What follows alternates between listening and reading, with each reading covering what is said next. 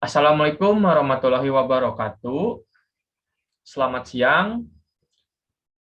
Mohon izin, di sini kami akan melaksanakan tugas dengan mata kuliah Organisasi Arsitektur Komputer, yaitu tugas presentasi, yang diampuni atau dosen pengampu oleh Bapak Muhammad Guntur, MKOM. Mohon izin, Pak. Baik, selanjutnya yaitu anggota. Kami dari kelompok 4 yang terdiri dari 4 orang anggota. Yang pertama yaitu ada Asta Junior, yang kedua saya sendiri Muhammad Dena, yang ketiga Gilang Ramadan, yang keempat Ismail Al Muzamal. Untuk materinya, kami memiliki 2 inti materi. Yang pertama itu hardware atau perangkat keras. Yang kedua yaitu software atau perangkat lunak. Pertama, yang akan kami jelaskan terlebih dahulu yaitu perangkat keras atau hardware. Terdapat 4 submateri, yaitu perangkat keras input, perangkat keras output, perangkat keras pemproses, dan perangkat keras penyimpanan. Yang pertama, perangkat keras input yang akan dijelaskan oleh Kang Ismail. Pada Kang Ismail, dipersilakan. Baik, Kang, terima kasih. Di sini saya akan menjelaskan perangkat keras input. Dikutip dari buku Sistem Informasi dan Teknologi, informasi karya Wing Wahyu Winarno. Perangkat masukan atau input device adalah alat yang berfungsi untuk memasukkan data dari luar sistem ke dalam sistem komputer.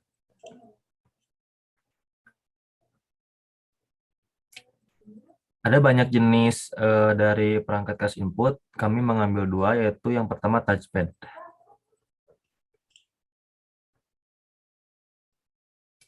Apa itu touchpad? Touchpad merupakan sebuah perangkat keras yang dapat menginput yang biasanya digunakan pada komputer maupun PC.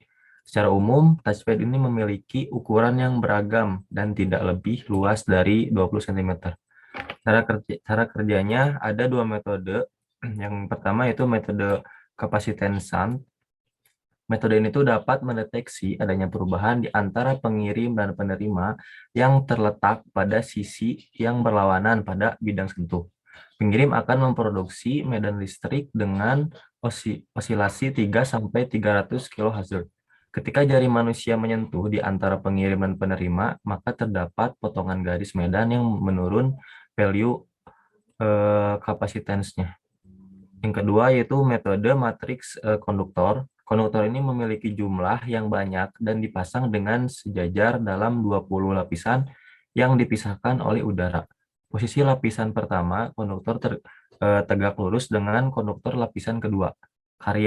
Cara kerja metode ini ialah dengan sinyal yang berfrekuensi tinggi yang dialirkan secara sekuensial berpasangan di antara dua di dimensi matriks membentuk sebuah barisan konduktor. Next, Kang.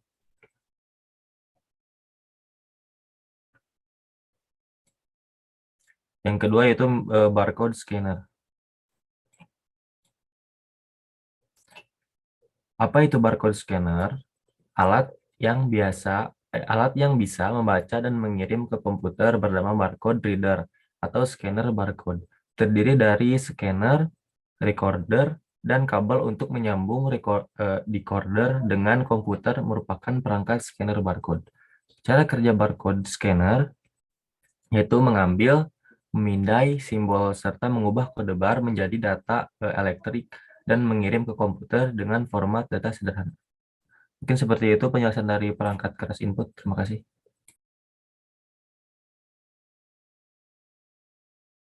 Selanjutnya yaitu perangkat keras output yang akan dijelaskan oleh Asta.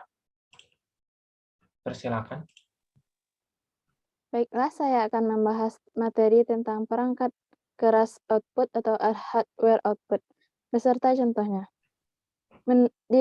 Dikutip dari Wikipedia, perangkat output yaitu peranti keluaran yang dapat menampilkan hasil hasil pemasukan data atau perintah pada komputer. Output yang dihasilkan dapat berupa tulisan, gambar, video, dan media lainnya. Next.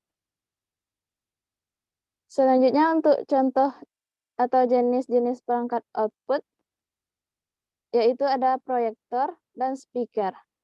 Yang pertama, proyektor. Proyektor adalah sebuah alat optik yang pada umumnya digunakan untuk memproyeksikan gambar menjadi lebih besar. Proyektor tidak hanya menayangkan sebuah gambar diam, tapi juga dapat gambar gerak atau video. Cara kerja proyektor sendiri yaitu dengan menerima isyarat video dan memproyeksikan gambar yang diterima dan diteruskan kepada monitor proyeksi dengan memanfaatkan sistem lensa atau kamera terbalik. Yang kedua yaitu speaker atau pengeras suara. Speaker atau pengeras suara adalah transducer yang mengubah sinyal listrik menjadi frekuensi audio atau suara melalui komponen yang terpasang dalam lilitan magnet dan membran. Cara kerjanya sendiri yaitu dengan mengubah gelombang listrik atau elektromagnetik menjadi gelombang suara atau bunyi dengan menggunakan transducer.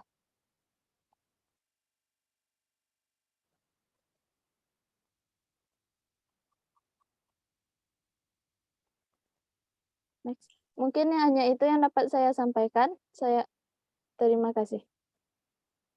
Baik, selanjutnya yaitu perangkat keras pemproses.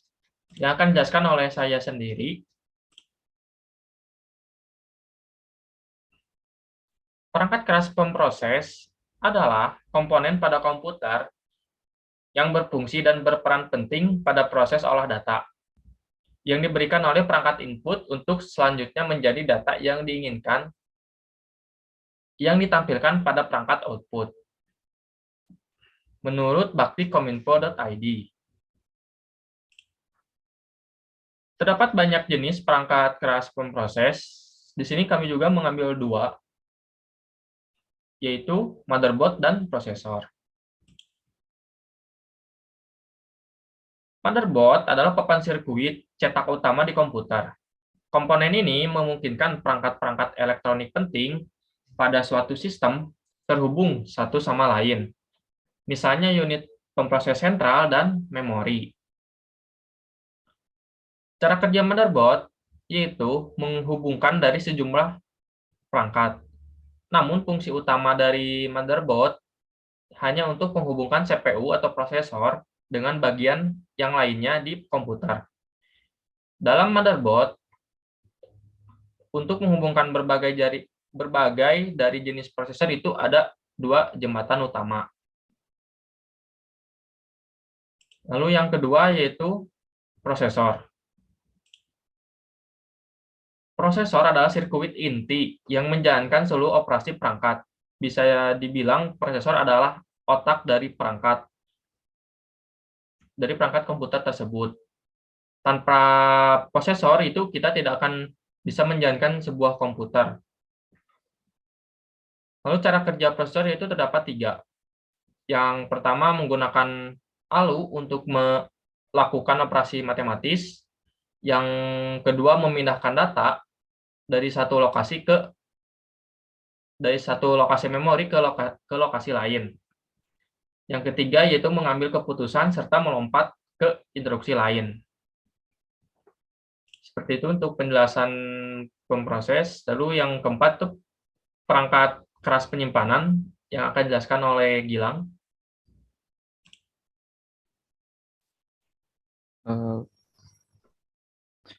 Dikutip dari adammuiz.com, perangkat keras penyimpanan merupakan salah satu komponen inti dari perangkat komputasi apapun. Ditunjukkan untuk menyimpan hampir semua data dan aplikasi perangkat lunak di komputer. kecuali firmware, perangkat keras yang umumnya dikelola melalui memori dan ROM yang terpisah.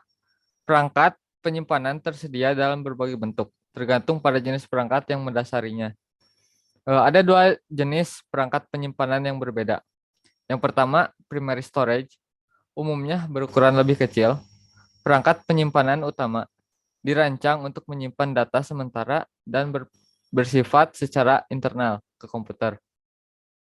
Yang kedua, secondary storage device. Perangkat penyimpanan sekunder biasanya memiliki kapasitas lebih besar dan mereka menyimpan data secara permanen. Next.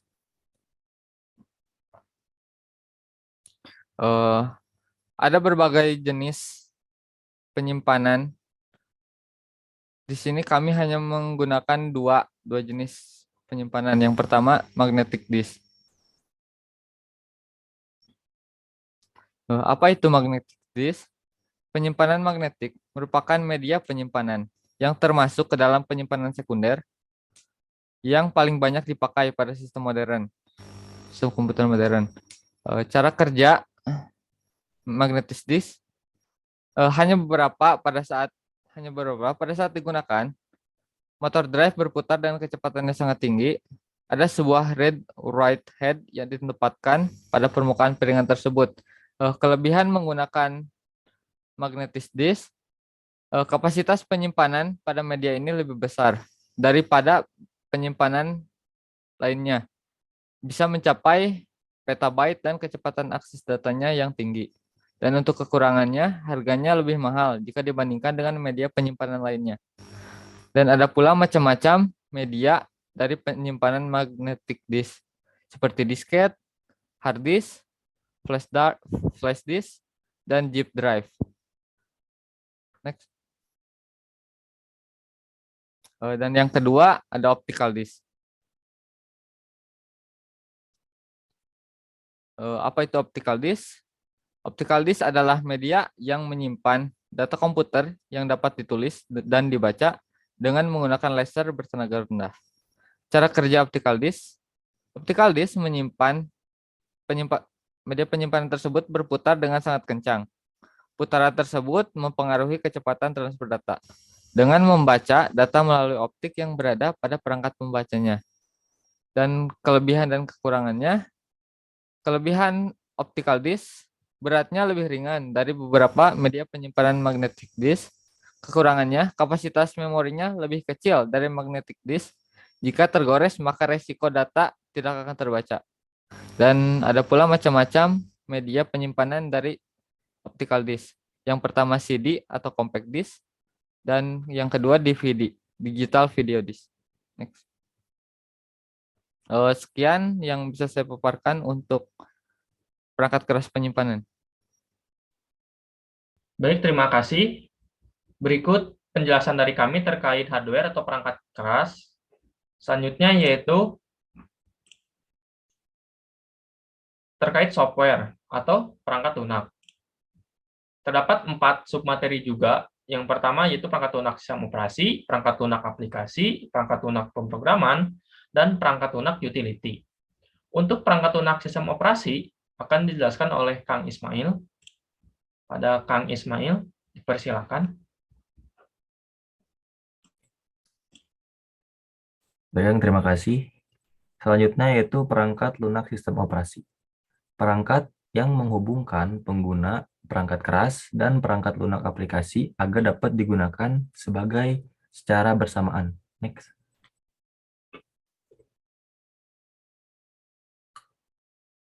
Ada dua jenis yang kami bawa tentang perangkat keras sistem operasi. Yang pertama itu Windows dan yang kedua itu macOS.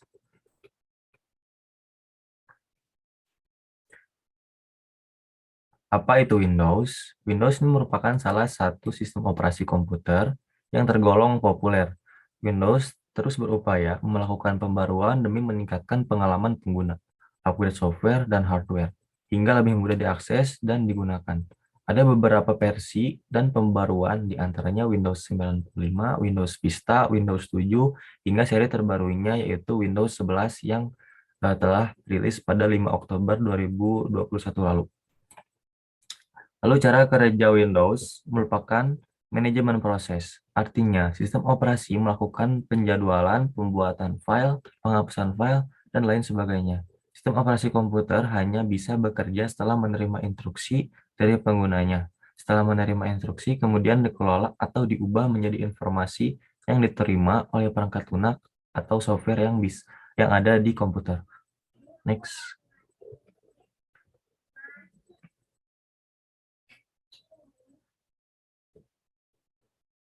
Yang kedua itu macOS. Apa itu macOS? Sistem operasi komputer yang memiliki kepanjangan Macintosh Operating System ini merupakan sistem yang dibuat serta dikembangkan oleh Apple sejak 2001. Sistem ini hanya dapat bekerja pada perangkat khusus milik Apple saja. Cara kerja macOS itu kurang lebih sama seperti sistem operasi yang tadi Windows ya. Melakukan manajemen proses, operasi melakukan penjadwalan, pembuatan file, penghapusan file, dan lain sebagainya. Sistem operasi komputer hanya bisa bekerja setelah menerima instruksi dari penggunaannya. Setelah menerima instruksi, kemudian dikelola atau diubah menjadi informasi yang diterima oleh perangkat lunak ke software yang ada di komputer. Mungkin seperti itu perangkat lunak sistem operasi. Terima kasih. Baik, selanjutnya yaitu Baik. perangkat lunak aplikasi yang akan dijelaskan oleh Asta. Pada Asta dipersilakan. Baik, terima kasih. Di sini saya akan membahas materi software aplikasi. Sebenarnya apa sih software aplikasi itu? Jadi, software aplikasi adalah sebuah perangkat lunak yang pada umumnya sudah banyak digunakan dalam menyelesaikan tugas-tugas tertentu. Dalam hal ini, software dapat berfungsi sebagai tujuan pembuatannya. Salah satunya adalah Microsoft Excel, Microsoft Word, Photoshop, dan lain sebagainya. Ada beberapa jenis atau contoh dari software aplikasi. Di sini kami mengambil 2 jenis. Yang pertama yaitu ada Microsoft Office. Microsoft Office adalah perangkat lunak aplikasi perkantoran buatan Microsoft Corporation yang sangat populer digunakan di instansi dan perusahaan tempat bekerja. Fungsi utama dari Microsoft Office adalah sebagai software pengolah kata sehingga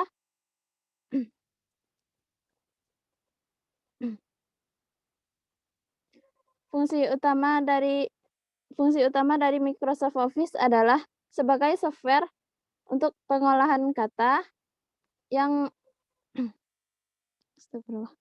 sebagai software pengolahan kata sehingga semua pekerjaan yang berhubungan dengan mengolah kata dapat dilakukan dengan mudah dan dengan bantuan aplikasi-aplikasi di dalamnya seperti membuat surat, memasukkan gambar, membuat tabel, membuat tulisan dengan berbagai variasi, dan lain sebagainya.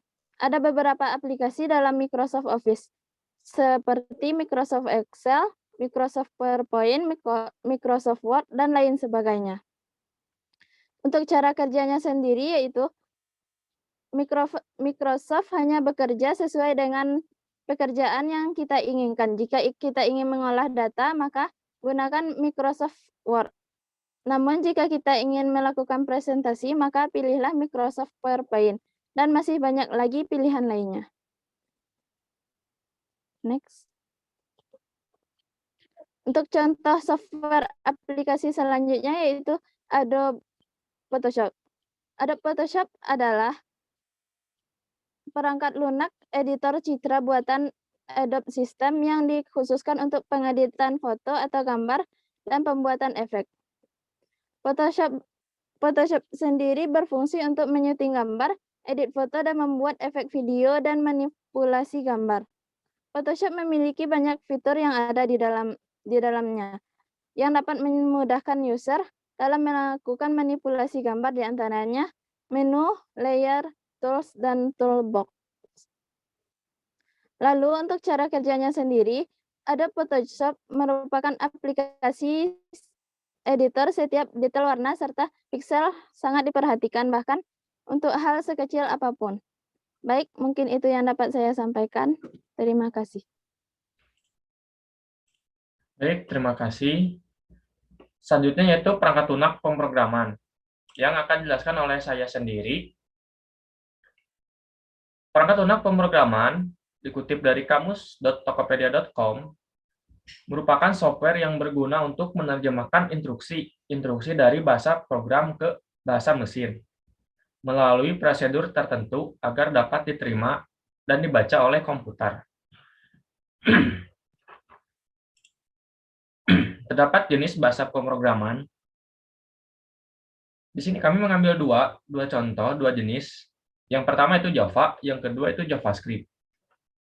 Yang pertama Java adalah bahasa pemrograman yang biasa digunakan untuk mengembangkan bagian back-end dari software, aplikasi Android, dan juga website. Java dikenal dengan moto Write Once, Run Anywhere, yang maksudnya kita bisa membuat sebuah program satu kali proses, yang dimana program itu bisa dijalankan di mana saja, baik itu di Android, website, atau laptop dan komputer. Cara kerja Java yaitu sintak akan dikompil dengan Java Virtual Machine atau JVM menjadi kode numerik atau bytes code form, sehingga aplikasi Java bisa dijalankan di berbagai perangkat. Lalu yang kedua yaitu JavaScript. JavaScript adalah bahasa pemrograman yang digunakan dalam pengembangan website agar lebih dinamis dan interaktif. JavaScript atau kita singkat menjadi JS merupakan bahasa pemrograman jenis interpreter, sehingga kita tidak perlu mengcompiler untuk menjalankannya.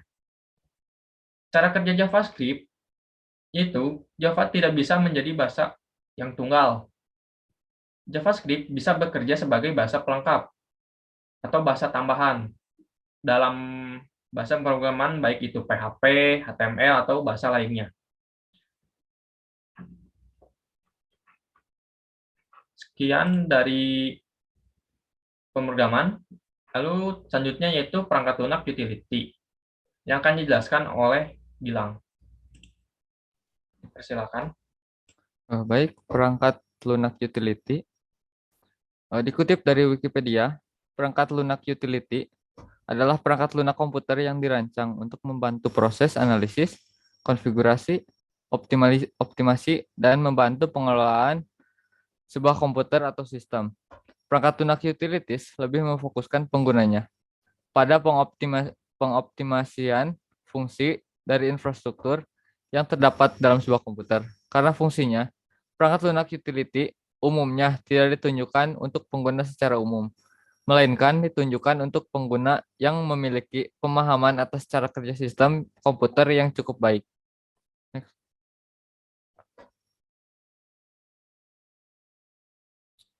Ada banyak jenis perangkat lunak utility, namun di sini kami hanya menggunakan dua. Yang pertama itu disk cleanup. Apa itu disk cleanup? Disk cleanup adalah utilitas pemeliharaan komputer yang disediakan di Microsoft Windows yang dirancang untuk mengosongkan ruang disk pada hard drive komputer. Dan cara kerjanya, disk cleanup bekerja dengan menghapus file yang tidak berguna, serta sampah file, seperti downloaded program, files, temporary internet files, offline web page, game static files, dan recycle bin. Next. Dan yang kedua ada backup. Apa itu backup? Backup adalah kegiatan memindahkan atau menyalin kumpulan informasi atau data yang tersimpan di dalam hard disk komputer, yang biasanya dilakukan dari suatu perangkat ke perangkat yang lain. Dan cara kerjanya, data yang cara memindahkan backup adalah memindahkan data dari perangkat, baik itu hard disk, internal maupun eksternal, CD, DVD, flash disk, maupun memori, menggunakan aplikasi software yang bisa didapatkan dari internet. Sekian mungkin yang bisa saya sampaikan mengenai program utilitas.